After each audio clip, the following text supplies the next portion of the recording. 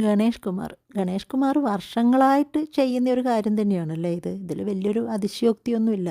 വർഷങ്ങൾക്ക് മുമ്പ് യാമിനി തങ്കച്ചി എന്ന് പറയുന്ന ആദ്യ ഭാര്യ ഇതിനേക്കാൾ പ്രയാസകരമായി മാധ്യമപ്രവർത്തകരുടെ മുന്നിൽ വന്ന് കരയുകയും കാര്യങ്ങളൊക്കെ പറയുകയും ദേഹോപദ്രവം ചെയ്തു, ഇതൊക്കെ പറഞ്ഞിരുന്നു ആ സമയത്ത്.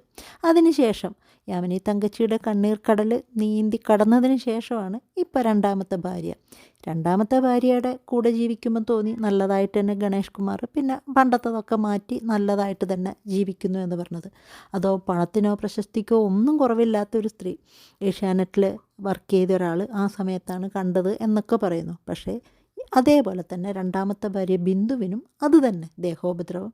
ഗണേഷ് കുമാർ അവിഹിതം, അത് പിന്നെ നമ്മളൊന്നും പറയണ്ട. പക്ഷേ അത് ചോദ്യം ചെയ്യുന്നതിനോ അല്ല മറ്റ് കാര്യങ്ങൾ പറയുന്നതിനോ ഭാര്യയെ യാമിനി തങ്കച്ചിയായാലും ബിന്ദുവിനെ ആയാലും ദേഹോപദ്രവം ചെയ്തെന്ന് അത് പോലീസുകാരോട് പറഞ്ഞപ്പോഴോ അതിൽ വലിയ കാര്യമില്ല. കാരണം മന്ത്രിയല്ലേ, അതിലൊരു കാര്യമില്ല.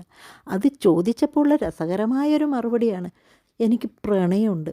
ആ പ്രണയത്തെ ഓരോരുത്തരോടും ഉപമിച്ചിട്ടാണ് പറയുന്നത്. മാധവിക്കുട്ടി, അതുപോലെ തന്നെ നെഹ്റു, ആരെയൊക്കെ രാജീവ് ഗാന്ധി പ്രണയിച്ചല്ലേ കല്യാണം കഴിച്ചത്. രാജീവ് ഗാന്ധി പ്രണയിച്ച് കല്യാണം കഴിച്ചതുപോലെയാണോ ഗണേഷ് കുമാർ ചെയ്തത്? എന്തായാലും ഒരു പുരുഷന് 5000 പേരെയൊക്കെ ഒരുമിച്ച് പ്രണയിക്കാൻ പറ്റുമോ? ഏതായാലും ഇന്നലെ ഭയങ്കരമായി മുറുക്കി പിടിച്ച് ഇതിനൊരു ഇത് വേണമെന്നൊക്കെ പറഞ്ഞ് നിന്ന ബിന്ദു എന്തുകൊണ്ടോ ഇന്നലെ രാത്രിക്ക് ശേഷം അതൊക്കെ പിൻവലിച്ചു. വേറെ പ്രശ്നമൊന്നുമില്ല. അത് ഭീഷണി ഉണ്ടായിരിക്കുമോ? നമ്മളൊക്കെ കേട്ടു. വളരെ ഞെട്ടിക്കുന്ന കാര്യമാണ് ബിന്ദു വീട്ടിലെത്തിയപ്പോൾ കണ്ടതെന്ന്. അപ്പോൾ എല്ലാവരും ട്രോള് പോലെ പറയുന്നത് കണ്ടു. എന്താണപ്പാ ഒരു ഇതുപോലെ തന്നെ ഗണേഷ് കുമാറും മറ്റൊരു സ്ത്രീയും ഉണ്ടായിരുന്നു ഭാര്യ കയറി വരുമ്പോൾ. അതിനിപ്പോൾ ഞെട്ടിയിട്ടൊക്കെ കാണാൻ മാത്രം എന്താണ്, അവരുടെ അവിഹിതം കണ്ടുപിടിച്ചു, അത്രയൊക്കെ പോരെ. അല്ലാതെ ഡെക്കറേഷനൊക്കെ ചെയ്ത് ഞാൻ ഞെട്ടിപ്പോയി എന്നൊക്കെ പറയണമെന്ന്. പക്ഷേ ഗണേഷ് കുമാറിൻ്റെ കൂടെ ആരായിരുന്നു റൂമിൽ? അതായിരുന്നു ഞെട്ടാനുള്ള കാര്യം. ആരും കൂടുതലായിട്ട് പറയുന്നില്ല. പക്ഷേ മറ്റൊരു ചാനലിൽ ആരായിരുന്നു ഗണേഷ് കുമാറിൻ്റെ കൂടെ എന്ന് കേട്ടിയപ്പോൾ സത്യത്തിൽ ഞെട്ടിപ്പോയി. ഒരു മന്ത്രി ഗണേഷ് കുമാർ, അവരിങ്ങനെയൊക്കെ ചെയ്യുമോ? അവർ ഈ ഒരു സ്ത്രീയുടെ കൂടെ എന്നൊക്കെ തോന്നിപ്പോയി. എന്തായാലും ആരും അവരുടെ കാര്യം പുറത്തു പറയുന്നില്ല. ഇതേതായാലും ഭാര്യയും എനിക്ക് പരാതിയൊന്നും ഇല്ല എന്ന് പറഞ്ഞതിന് ശേഷം അതൊക്കെ ഇപ്പോൾ ഒതുങ്ങിപ്പോവായിരിക്കും. പക്ഷേ അതല്ല രസം. ഗണേഷ് കുമാർ ഇതിനു മുമ്പ് രാഹുലിൻ്റെ കാര്യത്തിൽ, രാഹുൽ മാങ്കൂട്ടം ഇതുപോലെ സ്ത്രീകളെ ഇങ്ങനെ ഉപയോഗിച്ചു എന്നൊക്കെ പറയുമ്പോൾ എന്തായിരുന്നു ഒരു ഭയങ്കരമായ അതിശയോക്തിയൊക്കെ കലർത്തി രാഹുൽ മാങ്കൂട്ടത്തിനെതിരെ പാർട്ടിയിൽ നിന്ന് പുറത്താക്കണമെന്നും രാജിവെക്കണമെന്നും ഘോരം പ്രസംഗിച്ചിട്ടുണ്ടായി മാധ്യമപ്രവർത്തകരുടെ മുമ്പിലൊക്കെ. വളരെ വികാരപരമായിട്ട് രാഹുലിനെ അങ്ങനെ ചെയ്യണം, രാഹുൽ ഇങ്ങനെ ചെയ്തു എന്നൊക്കെ പറയുമ്പോൾ സ്വന്തമായി ഒരു തെറ്റും ചെയ്യാത്തവരാണെങ്കിൽ നമുക്കിത് വിളിച്ച് പറയാം അല്ലേ.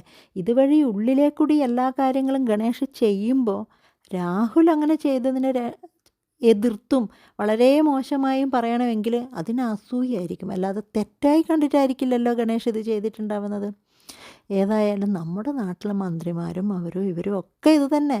മുകേഷിൻ്റെ കാര്യങ്ങളായാലും ഏതായാലും മുകേഷിനോട് ചോദിച്ചപ്പോൾ അയ്യോ ഞാനതിനൊരു അഭിപ്രായം പറയുന്നില്ലെന്ന് പറഞ്ഞ് കൈമലർത്തി കാട്ടി. പക്ഷേ ഗണേഷ് അങ്ങനെയല്ല ചെയ്തത്.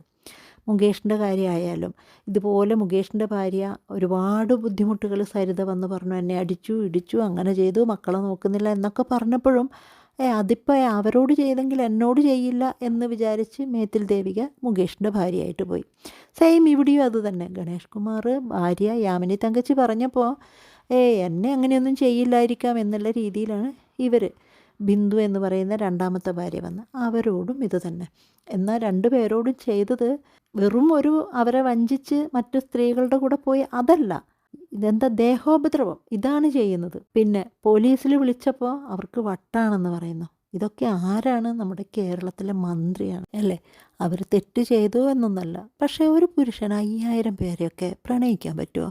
അതിങ്ങനെ പറയുന്നുണ്ട്, എനിക്ക് 5000 പേരോട് പ്രണയമാണ്, മാധവിക്കുട്ടി പ്രണയിച്ചിട്ടില്ലേ, പ്രണയമില്ലാത്തവൻ പ്രാന്തന്മാരാണെന്നോ എന്തൊക്കെയോ വിളിച്ച് പറയുന്നുണ്ട്.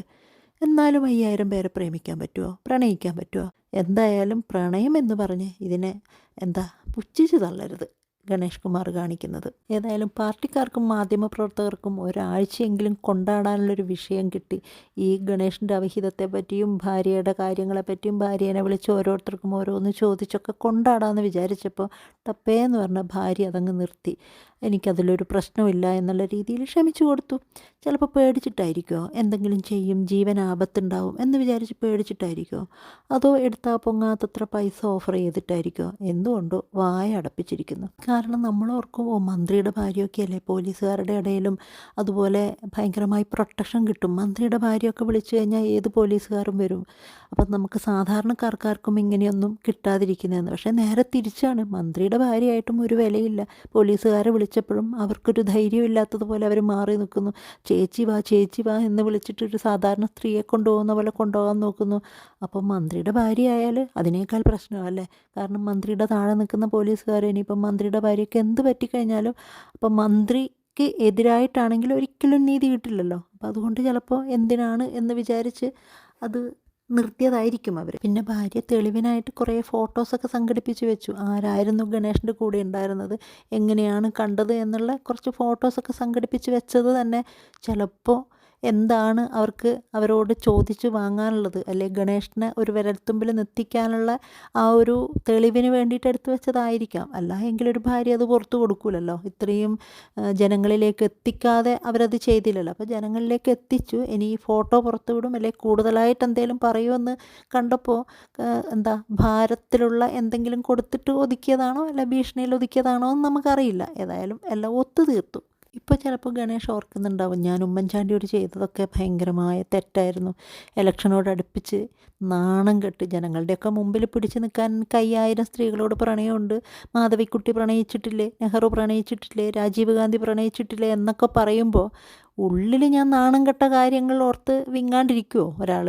അപ്പോഴാലോചിച്ചിട്ടുണ്ടാവാം, ഞാനിത് തന്നെയല്ലേ ഉമ്മൻചാണ്ടിയോട് ചെയ്തത്, ഞാൻ അങ്ങനെയല്ലേ ചെയ്തതെന്ന് ആലോചിക്കാത്തൊരു മനുഷ്യനുണ്ടാവും. ആലോചിച്ചിട്ട് കാര്യമൊന്നുമില്ല. കാരണം കയ്യിൽ പണവും അധികാരവും ഉണ്ടാകുമ്പം പിന്നെ എന്തും കാണിക്കാമല്ലോ. ഏതായാലും ഉമ്മൻചാണ്ടിക്ക് നേരെ എറിഞ്ഞ കല്ലുകൾ ഓരോന്നായി തിരിച്ച് തിരിച്ച് ഗണേഷിൻ്റെ മുകളിലോട്ട് പതിക്കുന്നതാണ് ഇപ്പം നമ്മൾ കാണുന്നതല്ലേ.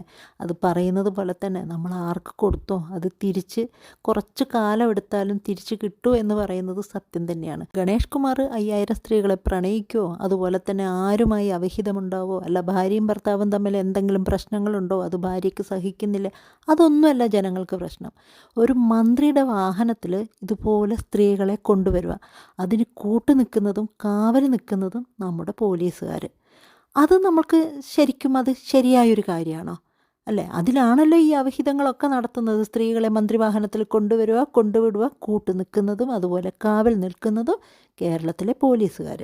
അതാണോ അവരുടെ ജോലി? ശരിക്കും ജനങ്ങൾക്കിടയിൽ പ്രവർത്തിക്കാൻ കുറച്ചെങ്കിലും ധാർമ്മികതയുള്ള ആളുകളല്ലേ വേണ്ടത്. നമുക്ക് എന്തൊരാവശ്യത്തിനും നമുക്ക് പോയി ചെല്ലാനും അല്ലെങ്കിൽ വിളിക്കാനും പറ്റുന്ന ധാർമ്മികതയുള്ളൊരു മന്ത്രി അല്ലേ പോലീസുകാർ. ഇതൊക്കെയല്ലേ നമുക്ക് വേണ്ടത്. ജനങ്ങൾ തന്നെയാണ് മണ്ടന്മാർ. കാരണം ഗണേഷ് കുമാർ പറയുന്നത് കേട്ടില്ലേ, പത്തനാപുരംകാർക്ക് എന്നെ അറിയാം, എൻ്റെ എക്സ്റേ പോലും അറിയാം. അപ്പോൾ പത്തനാപുരംകാർ എൻ്റെ കൂടെ എന്നും ഉണ്ടാവും, എനിക്ക് വോട്ട് ചെയ്യും, എന്നെ രക്ഷിക്കും എന്നുള്ള ഒരു അഹന്തയാണോ പറയുന്നത്? കാരണം പത്തനാപുരംകാർക്ക് എന്നെ അറിയാം. പത്തനാപുരംകാരും കേട്ടിട്ടുണ്ടാവില്ലേ ആദ്യം ഈ യാമിനി തങ്കച്ചിയെ ഉപദ്രവിച്ചതും, അവർ ഭയങ്കരമായി വന്നിരുന്ന് കരഞ്ഞ് നമുക്ക് മാധ്യമപ്രവർത്തകരോട് പറയുന്നതൊക്കെ നമ്മൾ കേട്ടിട്ടുണ്ടായി.